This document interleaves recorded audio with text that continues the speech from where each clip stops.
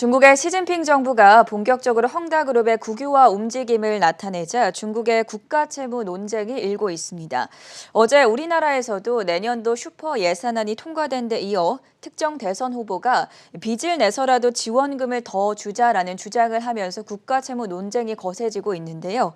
이러한 논쟁 어제 국내 증시에도 영향을 줬던 만큼 오늘 자세하게 짚어보도록 하겠습니다. 한국경제신문의 한상춘 눈설위원 나오셨습니다. 어서 오세요. 네, 안녕하십니까? 먼저 미국 증시 오미크론 발생 이후에 지난주 아주 심한 변동성을 보였었는데 오늘은 그래도 좀 3대 지수가 상승을 했습니다. 희망적인 얘기들이 나오지 않았습니까? 네, 변동성 심해서 아마 시청자분이라든가 주식 투자하시는 분이 굉장히 고생이 좀 많으셨을 거라 생각하는데요. 이번 주에 이렇게 좀 희망적인 방향으로 이렇게 나오는 것 같아서 네. 아마 다행이지 않냐 생각합니다. 물론 아직 불확실한 요인이 있긴 하지만 오미크론 문제 때문에 그런 게 아닌가 생각합니다.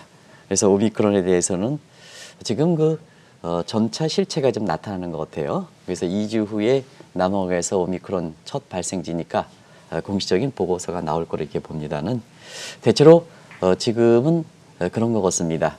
델타 변이 지금 우세종이죠. 변이 중에서 작년 10월에 첫 발견돼서 올해 7월 달에 우세종으로 됐는데요. 이 델타 변이보다는 전염성이 강하다.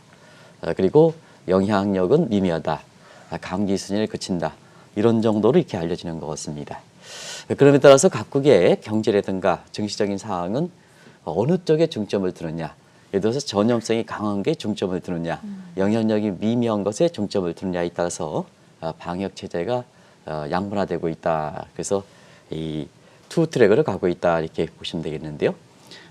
첫 번째 퍼스트 트랙은 전염성을 중시하는 국가들. 아무래도 유럽이 지금 그렇고요. 한국도 다시 이렇게 지금 10인에서 6인으로 줄었나요? 그렇죠. 이렇게 해서 이런 차로대로 이제 강력 방역 체제로 재환원되는 모습이고요. 미국 같은 경우에는 사실 바이든 정부가 여러 가지 이렇게 그 지지도 하락하는 문제에서 재봉쇄 체제로 가기에는 좀 어렵다 하는 이런 말씀을 드렸었는데요. 지금 상태에서는 위드 오미크론 시제로 확실하게 가는 것 같습니다.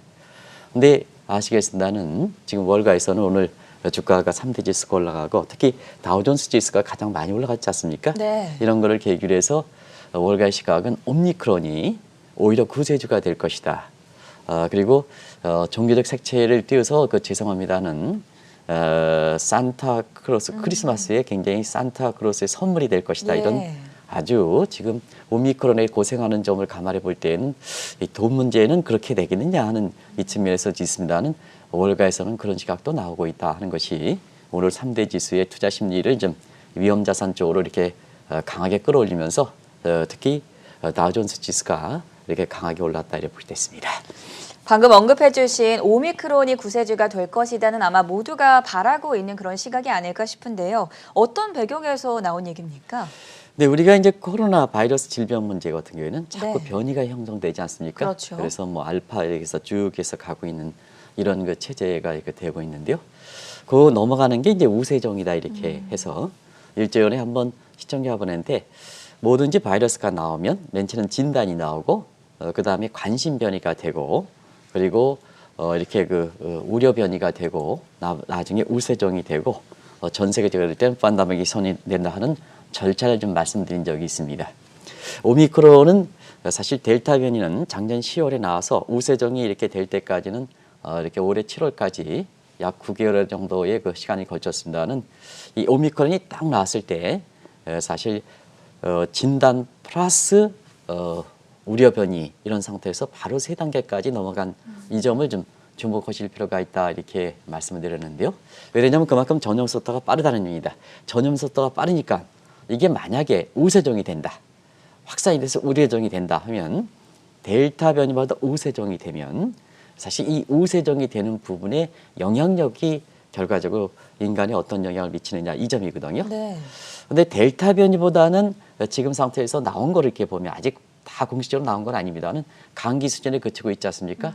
그러다 보니까 일부 바이러스 이렇게 질병 그리고 월가에서 보면 산타레리라든가 제니어리 이펙트를 생각하는 입장에서는 좀 이렇게 낙관적으로 희망적으로 이렇게 해석하는 시각이 있기 때문에 예. 결국 코로나 문제가 지난 2년 동안 증시라든가 경제 또 사람에 대해서 굉장히 큰 변화를 일으켰지만 종결에 대한 기대감 이런 것이 지금 나오는 상태에서 구세주가 될 것이다. 산타 크리스마스의 산타크로스의 선물이 될 것이다 하는 이런 쪽에 얘기가 나온다 이렇게 볼 때 있습니다.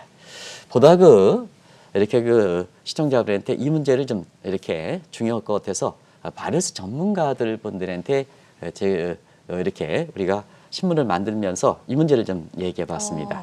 그래서 그 문제를 좀 저도 모르는 사항이기 때문에 시청자분들한테 그냥 이렇게 자막을 보고 얘기하겠습니다.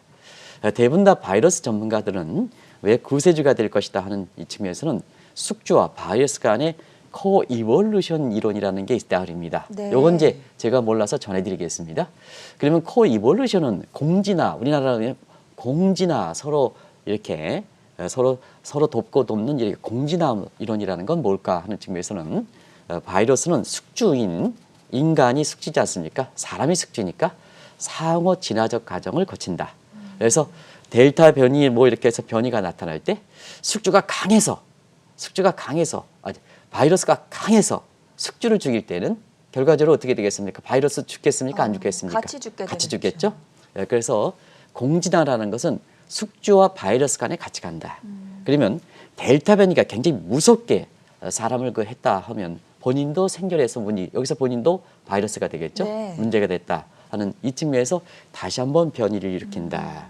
그래서 같이 갈 수 있는 구조에서 보면 델타 변이보다도 영향력이 작은 감기라든가 이런 정도에 그치는 이런 쪽들을 해서 지금 나오는 본다면 자 델타 변이가 지나가고 그 다음에 우세종으로 오미크론이 되면 전 세계적으로 확산되겠지만 결과적으로 보면 사람에 미치는 영향은 아주 미미하기 때문에 독감 수준에 그치기 때문에 네. 과거처럼 독감의 시대로 되는 게 아니냐 하는 이런 쪽의 얘기들이 나오고 있거든요.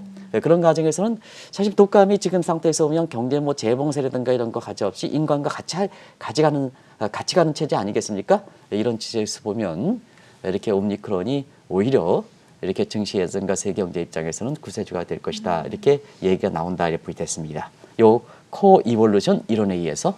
근데 아직까지 이제 경계감은 늦추지 말아야 됩니다. 왜냐하면 2주에 이 오미크론 관련된 공식적 보고서가 나와서 최악의 시나리오가 있을 가능성이 있기 때문에 혹시 시청자분께서는 월가에서 구세주가 나왔기 때문에 코이볼루션 가지고 이렇게 말씀드립니다는 지금 방역 체제라든가 이런 측면에서는 지금 경계감을 늦추지 마실 것을 좀 권고해 드리겠습니다. 요 점은 꼭 좀 말씀드리겠습니다. 아직 공식적인 견해가 아니기 때문에 요 점의 정치적 측면 그리고 월가에서 이런 얘기가 나왔기 때문에 또 3대 지수를 강하게 끌어올렸기 때문에 말씀드린다는 걸 꼭 좀 전제로 하겠습니다.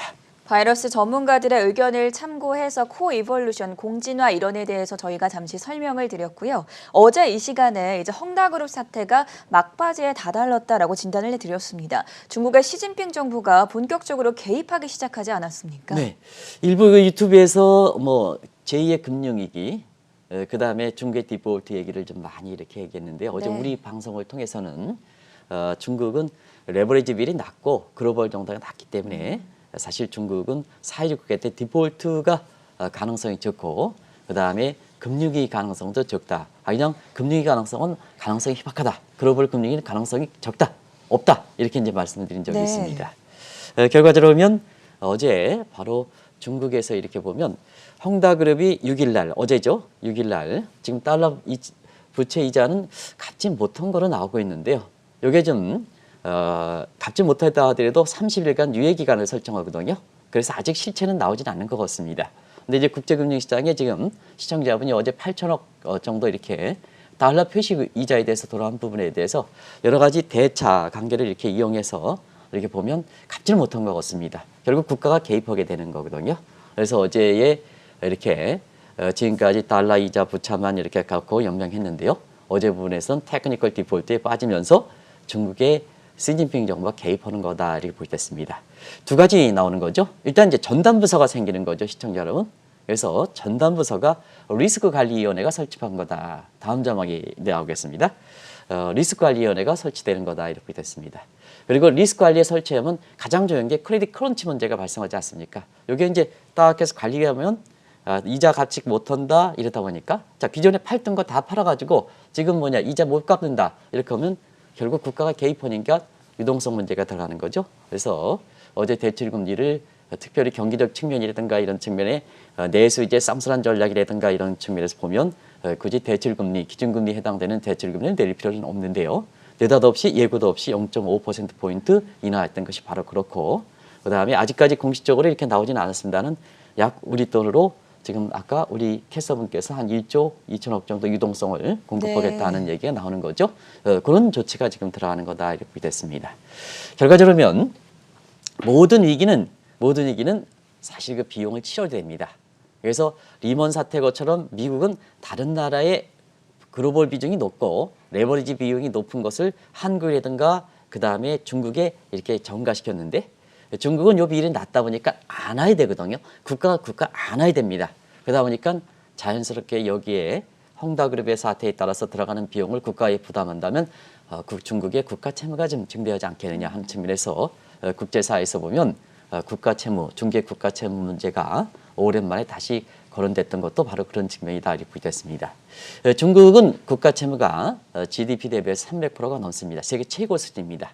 근데 우리와 비교하지 않아야 될 것은, 그래서 중국은 사회주의 국가입니다. 통제력이 강합니다.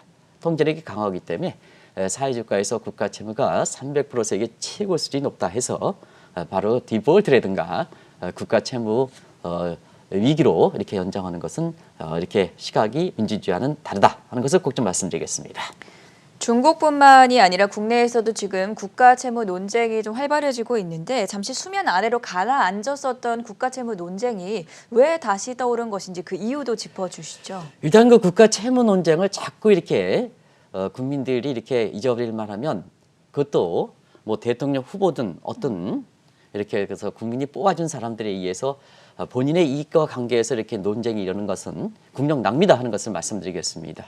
이거 주장하는 사람들이 이렇게 보면은 항상 국민을 위해서 이렇게 대표하겠다 하시는데, 사실 그 국가 채무 이게 쓸데없는 국가 채무 논쟁 이렇게 거론하는 것도 이것도 국력 낭비다 하는 것을 말씀드리는데요. 어제는 일단 우리나라 예산안이 통과했죠. 네. 예산안이 굉장히 큰 게 통과했습니다. 그것은 시기적으로 예산안이 통과하는 문제와 함께 어떤 그 대선 후보가 제가 말씀을 드리지 않겠습니다. 대체로 보면 세 가지로 좀 코로나 사태에 문정부가, 지금 현 정부죠. 문정부가. 그래서 제가 이렇게 같은 정당에 이렇게 집권당에 있기 때문에 제가 문정부라고 그랬습니다. 웬만하면 제가 이렇게 그 정치색을 띄어져야 않아야 되기 때문에 문정부라는 표현을 쓰지 않습니다. 그런데 시청자분의 명확한 이해를 구하기 위해서 한 대선 후보도 같은 정당이니까 그래서 경제 강요 팀과 여당과의 구별을 하기 위해서 그렇습니다. 그런 점을 양해해 주시기 바랍니다. 이런 문제 가지고 지적하시는 분이 있는데요. 시청자분의 이해를 돕기 위해서 보다 명확하게 표시하기 위해서 문정부라는 표현을 썼다는 걸 말씀드리겠습니다. 현 정부의 역할을 미미했다는 얘기입니다. 이분의 얘기하면. 그래서 가계부채가 늘어났다. 이것도 좀 나중에 좀 한번 말씀드려 보겠습니다. 그래서 지금은 정부가 코로나 사태의 역할을 못했으니까 국가 채무가 아주 낮다. 그래서 빚내서라도 더 적극적인 역할을 해야 된다 하는 것이 어제 슈퍼 예산안 통과와 함께 굉장히 국가 채무 논쟁을 다시 거론하는 거다 이렇게 됐습니다. 그러면 이제 현 정부의 입장은 어떨까 하는 측면에서는 제가 보기에는 개인적으로 보면 이 국가 채무와 관련해서 가장 오랫동안 아마 그 대우경제연구소 시절부터 가장 오랫동안 이 문제를 좀 국제적으로 다뤄온 사람인데요. 현 정부의 그 국가의 그 재정 상황을 감안해 볼 때, 또 해외에서 한국의 국가에 대해서 국가 채무 문제, 재원 문제를 감안해 볼 때, 지금의 문재인 정부가 그 대통령 후보가 얘기하는 게 아니라 문재인 정부가 입장을 가져가는, 그래서 김부건 국무총리라든가 홍남기 이렇게 경제부총리가 가져가는 요 입장이 아마 더 정확한 진단이다 이렇게 보겠습니다. 또 정확한 방향이다 이렇게 보겠습니다. 그러면 현 정부 입장에서는 전 국민에 대한 지원보다도 효율적인 지원해야 된다. 더더구나 오미크론 문제라든가 이런 문제 우세정으로 가면, 나중에 우세정으로 가면 이 오미크론 문제는 전염성이 강하지만은 사실 감기 수준에 그치기 때문에 위드 코로나 체제로 간다고 이렇게 본다면 지금의 홍남기 부총리라든가 김부건 국무총리가 말씀하시는 효율적 지원 방법, 현 정부의 공식적 입장이 더 맞는 얘기다라는 걸 말씀드리겠습니다. 근데 이제 지금 민주당이 이렇게 예산을 어떻게 처리한 거 보면 어차피 뭐 단독 처리했으니까 민주당 입장대로 간 겁니다. 네. 근데 이제 시청자 여러분도 아시겠습니다. 씀씀이를 써야 되는 계획을 하는 데에는 대체로 예산이 너무 많습니다. 그리고 이것을 확고하게 감독하고 결정하는 데서 줄이게 되는 거거든요. 전 앵커는 아직 이 문제를 얘기하니까 공감을 하지 않은데요. 예를 들어서 전 앵커가 스타트업을 이렇게 했다. 네. 스타트업을 창업하는 오너다. 근데 밑에 사람들은 뭐냐? 직원들이 있잖아요. 각각 내년도에 사업 계획을 한다 하면 아무래도 사업 계획에 있어서는 내 사업이 잘 되고 성과를 내기 위해서는 좀 부풀려서 좀 크게 짜거든요. 그렇죠. 그런 상태에서 크게 짠 비용인데 하면 전 앵커 입장에서 오너기 때문에 그걸 줄인다. 그렇죠. 이렇게 되는 게 일반적입니다. 근데 묘하게도 어제 예산을 보면 정부의 예산안보다도 현 정부의 예산안보다도 여당이 민주당이 단독 처리했으니까 민주당이 오히려 더 증액시켜서 네. 그때 특정 후보 관련된 문제를 더 증액시켜서 이러다 보니까 이 또한 이례적이다. 그래서 자연스럽게 국가 채무가 논쟁인데요. 과거의 국가 채무 논쟁은 전 앵커 아시겠습니다는 여야 간에 내지는 현 집권당의 이렇게 정부와 야 간의 이렇게 논쟁이었는데요. 최근의 논쟁은 공교롭게도 여당의 대선 후보와 현 정부 지금 집권당이죠. 네. 간의 그 국가 채무이기 때문에 이 또한 아주 이 또한 어떤 의도냐 하는 측면에서 시청자의 판단에 맡겨보도록 하겠습니다. 우리나라의 국가 채무가 실제로 어떤 문제점이 있는지도 좀 살펴봐야 될 것 같은데 여기에 대해서도 자세하게 짚어주시죠. 이거는 이제 이 대선 후보께서 GDP에서 국가 채무가 우리가 지금 한 47%, 48% 순위. 이건 IMF 기준입니다. 예. 나중에 좀 말씀드리겠습니다. 우리가 110% 가더라도 문제가 없다 하는 쪽으로 이렇게 말씀해 주셨습니다. 이 문제는 제가 정확하게 진단해 드리겠습니다. 1997년서부터 국가 채무를 이렇게 다뤄왔던 사람이기 때문에 이 문제를 좀 명확하게 좀 말씀드리겠습니다. 과거에 MSCI의 선진국 지수 문제에도 사실 이건 전문적인 문제이기 때문에 전문성이 결여되지 않으면 오히려 그 문제를 끌어가는 것이 국가적으로 우리 국력을 낭비할 수 있고 해외 시각을 흐트러뜨릴 수 있다 하는 이렇게 진단을 해드린 적이 있습니다. 그런 측면에서 국가 채무란 뭘까 하는 것을 좀 말씀드리겠습니다. 어디까지 포함시켜야 되느냐 하는 문제를 말씀드리겠습니다.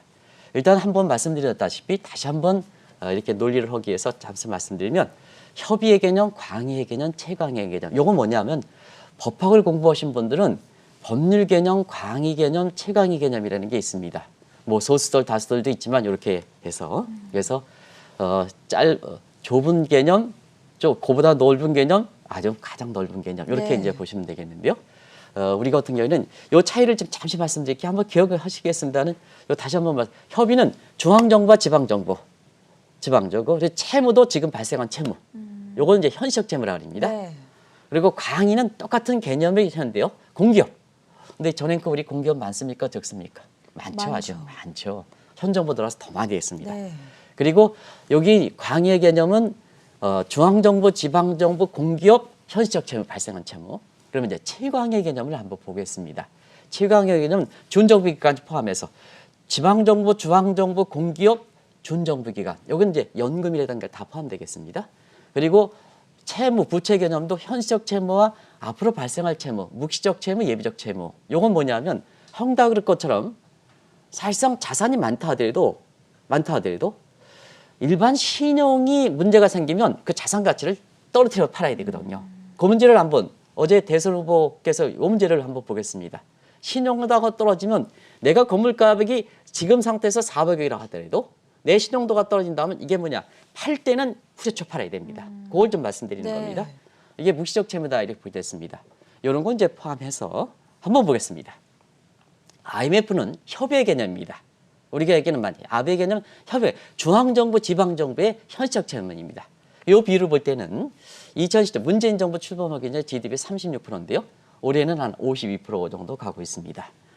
근데 2024년 차기 정부의 집권 2년 차, 2022년, 2023년, 3년 차 되면 62% 정도 됩니다.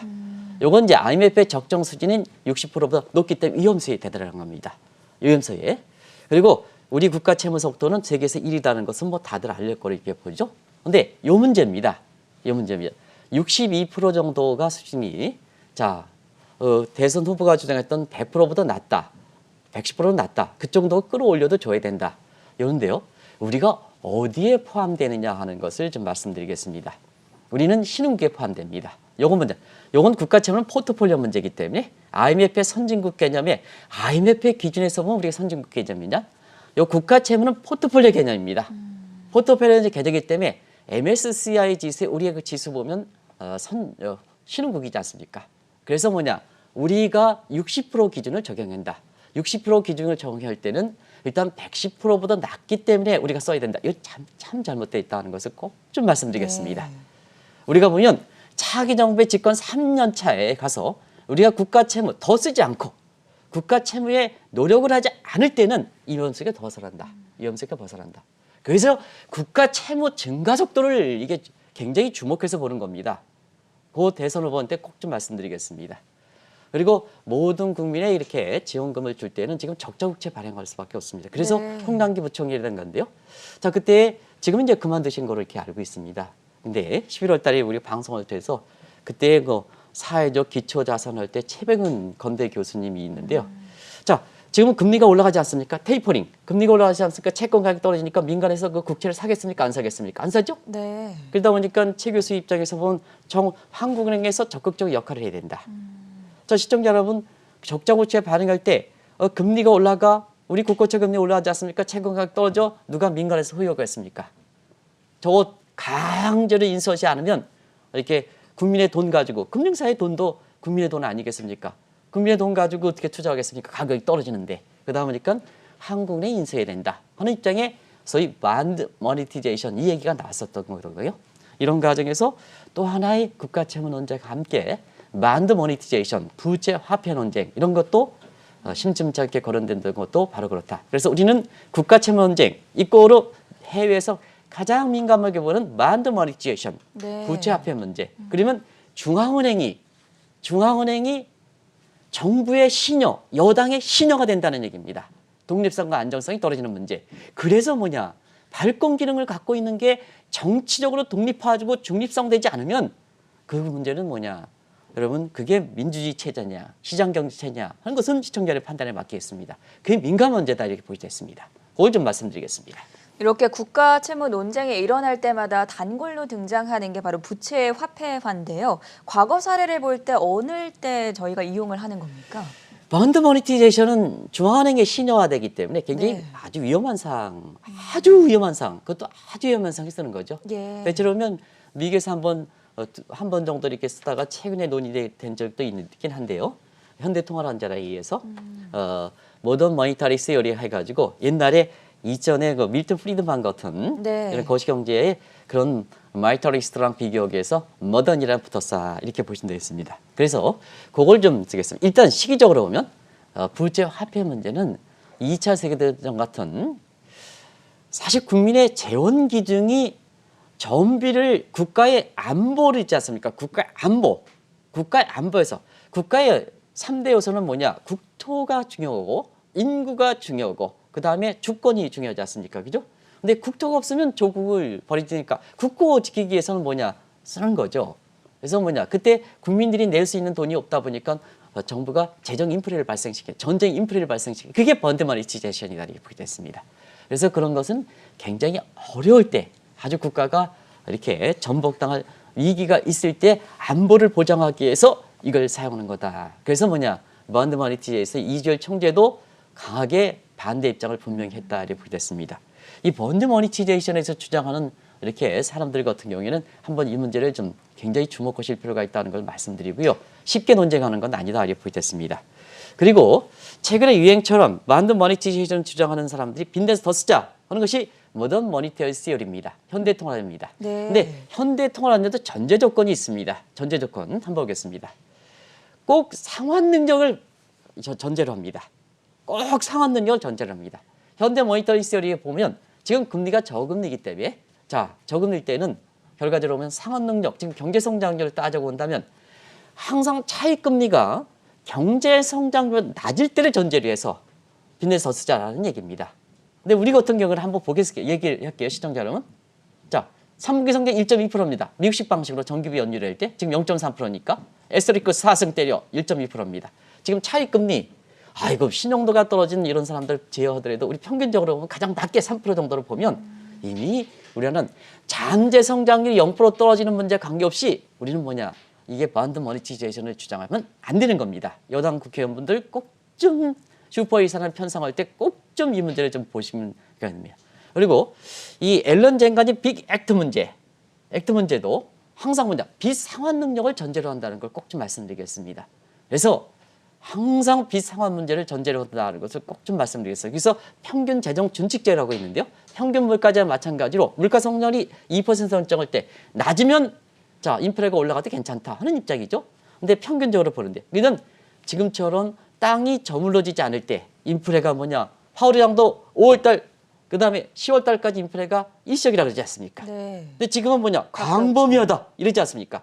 이렇게 해서 땅이 물르지 않을 때 저는 임시 방편적인 측면이 평균 물가제다. 마찬가지로 재정도 빅 액트 전략도 뭐냐면 평균 재정 주칙제도 자 좀 이렇게 코로나 사태 전 써라. 근데 그 이후에 되면 빨리 갚아라. 지금 미국은 국가 채무를 좀 갖고 있습니다. 갖고 있습니다. 그러면 올해 뭐냐? 올해 지금 세수를 많이 걷어서 남는 게 아닙니까? 그럼 빨리 국가 채무를 갚아줘야죠. 홍남기 부총리도 그렇게 하셔야죠. 이렇게 해서 하시는 걸로 알고 있습니다. 근데 이제 자꾸 여당에서 브레이크를 하니까 못 하는 걸로 알고 있습니다.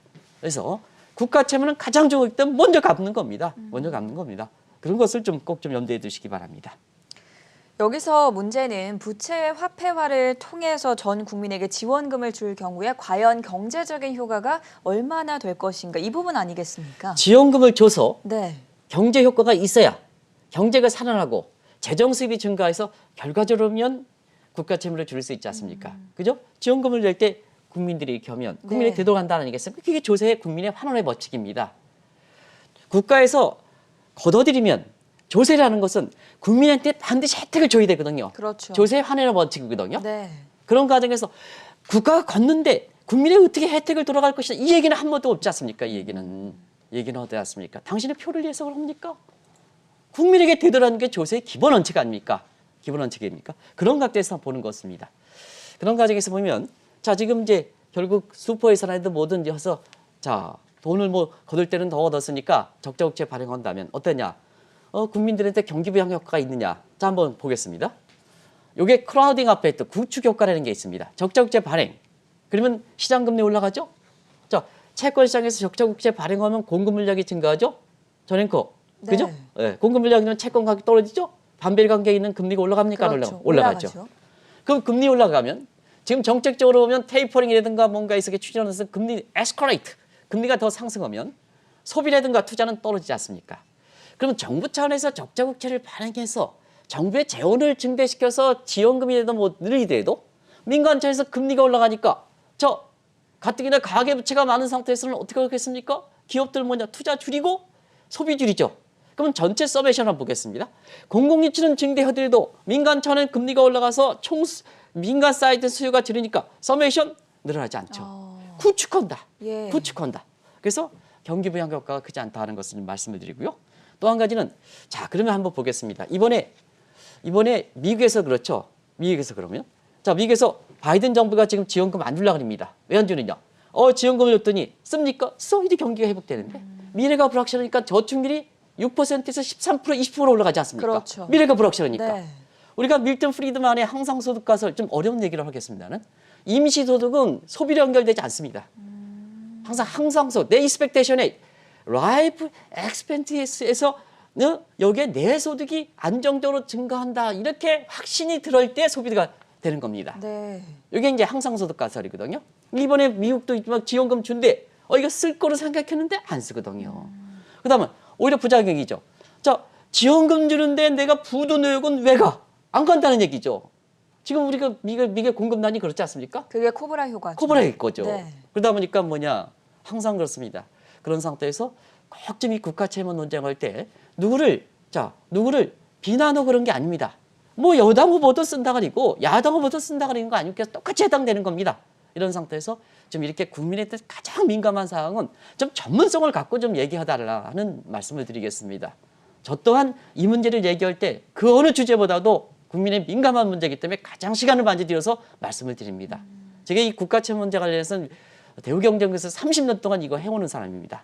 해외에서 시각을 이렇게 보면. 그래서 국민의 좀 설득력 있게 당신의 표만 생각하지 않고 국민 입장에서 정작 표를 구하는 것도 국민한테 표를 구하는 거 아니겠습니까? 좀 이렇게 해서 이걸 좀 전문적으로 백업해주는 그래서 당신의 표를 하려면 전문적으로 백업해야 진짜 표심에 도움된다 하는 걸 말씀드립니다. 이건 비난은 아니다 하는 걸 권고다, 조언이다 하는 것을 꼭 좀 말씀드리겠습니다. 적자 구체를 통한 재정 정책이 경제적으로는 그다지 효과가 좀 제한적이다라는 점을 정리를 들어봤는데요. 사실 국가가 빚을 내서 더 쓰자라고 하면 저희 입장에서 이제 가계부채를 좀 탕감해 주지는 않을까라는 기대가 있을 수도 있거든요. 여기에 대해서는 어떻게 보십니까? 국가가 사실은 역할이 미미해서 가계부채가 증가했다. 이 논리도 참 잘못된 겁니다. 그러면 지금 고승봉 위원장이라든가 뭔가에서 현 정부의 경제 강요들이 지금 가계부채를 줄이기 위해서 굉장히 노력하지 않습니까? 네. 이거 어떻게 그러는 거냐? 그러다 보니까 국민들이 혼란스럽죠. 국가는 더 써? 가계부채는 위험수야? 안 갚아. 이렇게 되는 거죠. 이렇게 오해를 불러일으킨다는 얘기입니다. 이런 얘기거든요. 그런 과정에서 이런 문제에 대해서는 명쾌하게 어차피나 국가 채무도 가계 채무도 국민들이 갚아야 됩니다. 후손들이 누가 갚니까? 우리가 갚아야죠. 누가 갚니까? 우리가 갚아야죠. 갚는 문제다 하는 걸 말씀드리겠습니다. 이게 국가 채무와 가계 부채 문제를 모으버거처럼 이분법 자켓으로 이분적 사고로 하면 안 된다는 얘기입니다. 국민이 결국 갚아야 되는 거 아니겠습니까? 후손 세대가 갚아야 되는 게 아닙니까? 국가 채무는 뭐 하늘에서 별 떨어가지고 이렇게 그 국가 채무를 갚습니까? 국민들이 다 주머니 속에 나오는 거죠. 그래서 국가 채무와 가계 채무를 어제 얘기한 것처럼 이분법착으로 얘기하는 것은 잘못되어 있다는 걸 말씀해.